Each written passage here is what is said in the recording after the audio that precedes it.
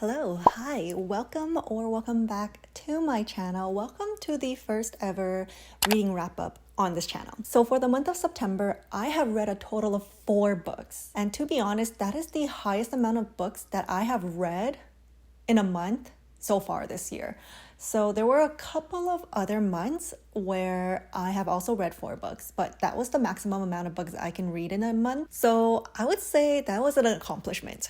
Now, without further ado, let's jump into the 4 books that I have read in the month of September. So I have 3 physical books here, but the 4th book is a library book. So I returned it when I finished reading it. So I don't have it with me physically here, but let's talk about that one first, since that is the first book that I have read in the month of September, and that is A Great Big Beautiful Life by Emily Henry. Now, I have heard mixed reviews on this book, but I wasn't really influenced too much by it because I am usually on the not so popular opinion of Emily Henry. So a quick synopsis of The Great Big Beautiful Life. We follow our female main character, Alice, and our main male character, Hayden, as they compete with one another to write the biography of Margaret Ives, who was once known as the tabloid princess of her time. So Margaret Ives allows both of them to do a 1-month trial to either interview her, get to know her a little bit more, to see who she feels should write her biography at the end of the month. With an Emily Henry book, we usually have romance in it. And in this case, I really did enjoy the romance for the most part for this book. However, I would say it went too quickly. I am more of a slow burn romance girly. So reading something where they kiss within the first 100 pages, I don't know. That was way too quick for me and just threw me off guard. I think if Emily Henry wrote this romance as a slow burn, I think that would be so much better. And I think my rating for the book would be so much higher. So as I was reading Great Big Beautiful Life, it did remind me of beach read mixed with The 7 Husbands of Evelyn Hugo. Now, disclaimer, I never read The 7 Husbands of Evelyn Hugo, so I can't really compare it exactly, but based on the synopsis that I've read of The 7 Husbands of Evelyn Hugo, it was giving that vibe. So as for beach read, I did read that one. I would say this story did remind me of beach read based on the fact that there is a competition between our main characters who are in the same field and industry, but not in the same company. I found the structure of the story to be very standard, very, very typical of a romance novel. So I enjoyed it, but in terms of the book itself, I gave this book a 3.5 star out of 5, which is a pretty good rating, I would say, because that's a 70%, right? And that's a B- if you were in school. So a B- is not bad. I did enjoy the book, but I would say I started to zone out near the middle. I found that the middle of the story, it went a bit too slow for me. And I think by that point, I did not care for Margaret Ives' story because she gives a glimpse of what happened in her past. And at first I was very invested into the story, but then as the story dragged on, I lost interest. I didn't really care about all that history of Margaret Ives, even though it's supposed to be about her, but I just lost interest. But at the last 100 pages, it started picking up again, and her story started picking up again. So it did become a page turner for me at the last 100-page mark. When I look back to it, I think a 3.5 rating is a solid rating, and I don't think I will be changing that. And based on the story, I did enjoy the romance, but again, a bit too fast for me. The storyline, the plot could have been really good, but I just lost interest in the middle, which is kind of a bummer. Although it was a page turner near the end, every time I put down the book, I never really thought about picking it back up again and knowing what's going to happen in the story. So I was able to read a chapter, put it down, and just do my own thing. do whatever I want to do at that time and not be thinking about the book. So in the end, a 3.5 star rating is a pretty good rating for me on this book. The second book I read in the month of September is The Ballad of Songbirds and Snakes by Suzanne Collins. So after I finished reading Mockingjay, I really wanted to pick up The Ballad of Songbirds and Snakes. But I wanted a palate cleanser book so that I don't get burnt out in this world. And I'm so glad that I did. So a quick synopsis about this book. This is about Coriolanus Snow, who is President Snow in the Hunger Games. And we see him as an 18-year-old boy. We see the 10th Hunger Games and how it pretty much evolved to how it is in current day Hunger Games. I really enjoyed the history behind how the Hunger Games started, the lore of the Hunger Games, the history of this world of Panem. I really enjoyed. Now, for this character, I really did not care for him. I did not care about his hardships. He's just such a dislikable guy. Now, although I didn't really care for his hardships, I was pretty interested about how his mind works, how sinister his thoughts were, and just his personality. It was interesting to read, and it made me dislike him even more, but again, interesting to read on his point of view. This book being 517 pages was quite long. I didn't think it needed to be 517 pages. And looking at all the Hunger Games series and also the Sunrise on the Reaping, they're all under 500 pages. Shockingly enough, I was not into reading all the songs in the book. I don't know, I kind of read through it really quickly. The pacing was quite slow. I was hoping to read more of the Hunger Games aspect, but I do like that. I actually liked how we saw how the Hunger Games worked back in the olden days. I felt like in this story, it had a lot of moments where it grasped my attention, but majority of the moments it was quite slow. So I was able to put this down whenever I wanted to. It didn't get me flipping through the pages. It was nice, I guess. It was still nice to read. I gave this again a 3.5 star rating. It took me more than a week to finish this book. What carried the book for me was reading the lore of the Hunger Games and the history of Panem. I really enjoyed reading that. I did enjoy getting into Coriolanus's mind and seeing how sinister his thoughts are. Really enjoyed that as well. But in terms of the pacing, there was a lot of parts where I thought we didn't really need, didn't really care for at least. So because of that, a 3.5 star rating for this book. I thought the writing was pretty good though, compared to the Hunger Games trilogy. You can tell that there is a difference in writing between the two. That was The Ballads of Songbirds and Snakes. I liked it, still liked it. Next we have Remarkably Bright Creatures by Shelby Van Pelt.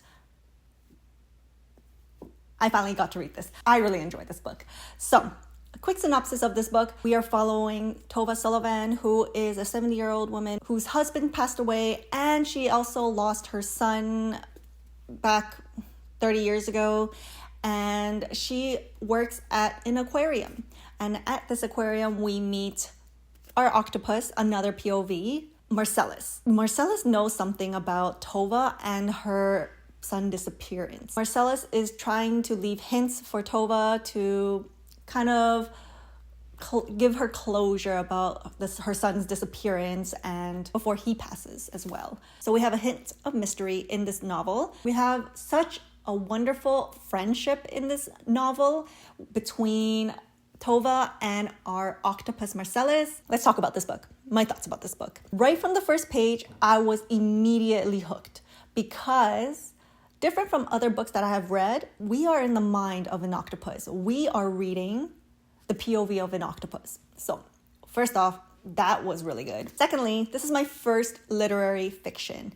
And what a great way to start a literary fiction. After reading this book, I wanted to go look into more literary fiction. So, I'm super glad I picked this book up. So, this was recommended to me by one of my close friends and my elder sister. and they both really enjoyed the book.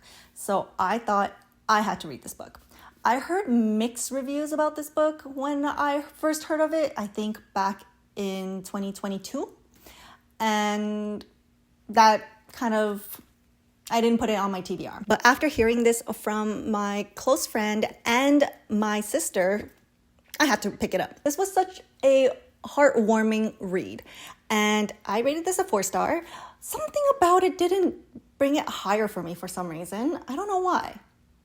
I think at some point, oh yes, so we are also reading a POV of different characters as well. I liked reading Tova's point of view, Marcellus's point of view, and there's another character that we get introduced in this book. I think this octopus really carried this story.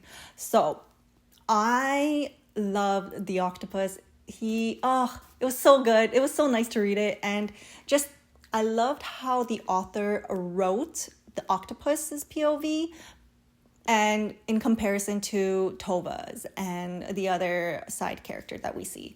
So you can see that she has a pretty great range of writing. So I like that. I like that a lot. Story's so heartwarming. So heartwarming.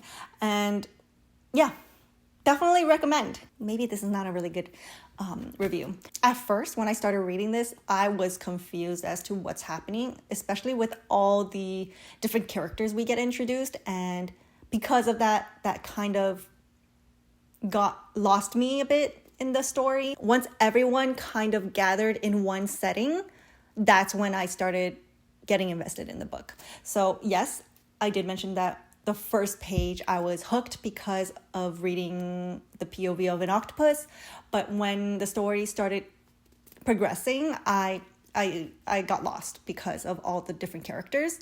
And once everyone gathered in one setting, that's where I was able to be engaged again. So I guess because of that, I gave it a 4-star.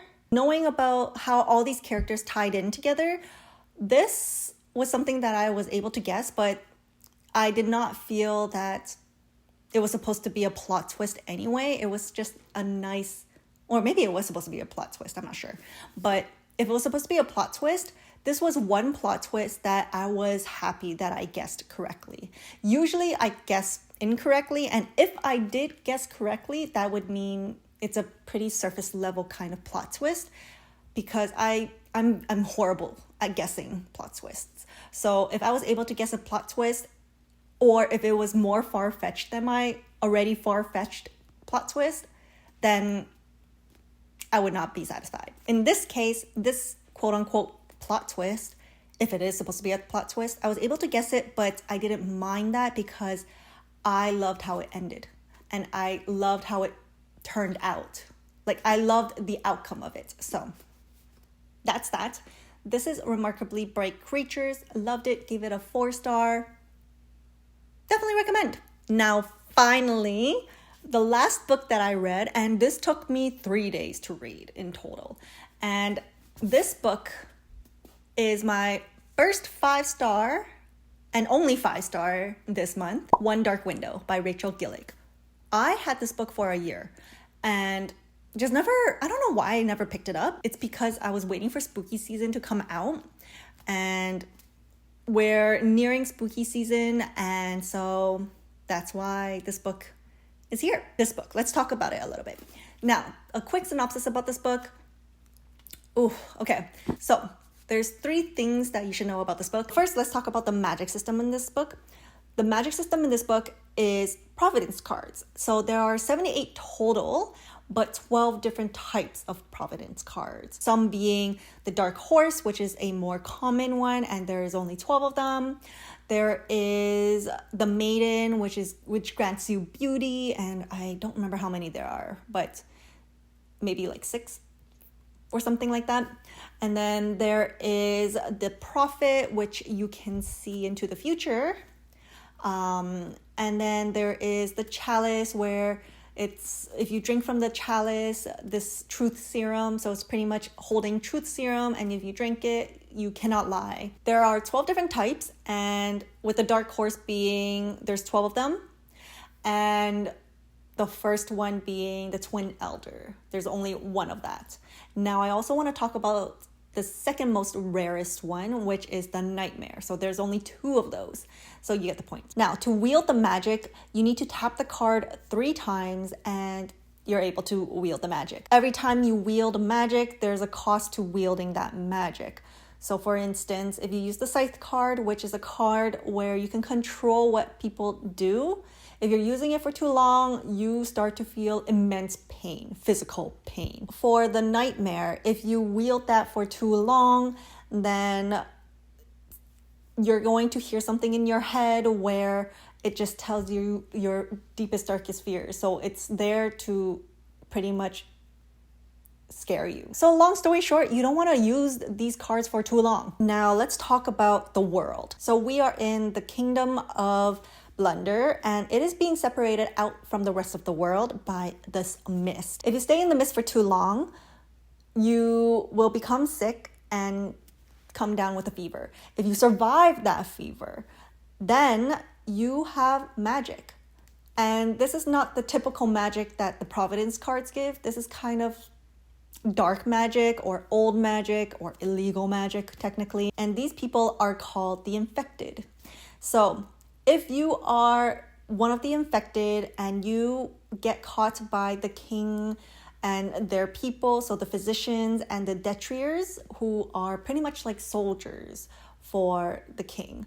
If you get caught by the physicians and the detriers, you are sent to the dungeon for execution. If you help the infected hide from the detriers and the physicians, and you pretty much help them hide from being infected, and you get caught for helping them hide, then you also get succumbed to the mist. So that is your consequence. You will perish in the mist. In comes our female main character, Elspeth, and she is one of the infected. There's something about her. She has what is called the Nightmare in her mind, who is talking to her, helping her, protecting her in some sense. In order to lift the mist from the kingdom of Blunder, you will need to collect all 12 cards to form a deck and the blood of an infected. Elspeth is going to help our main male character, Raven, who is the king's nephew, a detrier, captain of the detriers,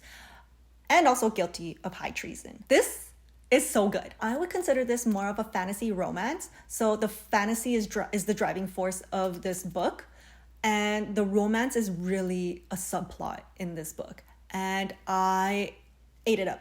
The romance, so good. The plot, amazing. And the pacing, so good. This story is gripping. It's a page turner. I could not put this book down. I could not stop listening to the book. And whenever I did have to put it down, all I'm thinking about is what's going to happen in the story. This was an easy 5-star read. Now, there is also a cliffhanger in this book, Place a Hold, where this cliffhanger wasn't as intense as the Prison Healer by Lynette Noni. That cliffhanger made me place a hold immediately from the library, and luckily it came in within the week, so I had to pick up the second book. But regardless, this one also made me pick up the second book. We'll see what happens in October and how I feel about the series when I finish the second book. It is a duology. I can't believe I didn't even say that. The romance, so good. There is a bit of spice. And it's only one scene. So, I mean, it wasn't too bad. I usually don't like spice when it's not necessary, but this one I did not mind at all. So these are all the books that I have read in the month of September. Let me know down in the comments what you've read in the month of September, and if you've read any of these books by any chance. Doesn't have to be in September. That is all for this video. Thank you so much for watching, and I will see you in the next one. Bye.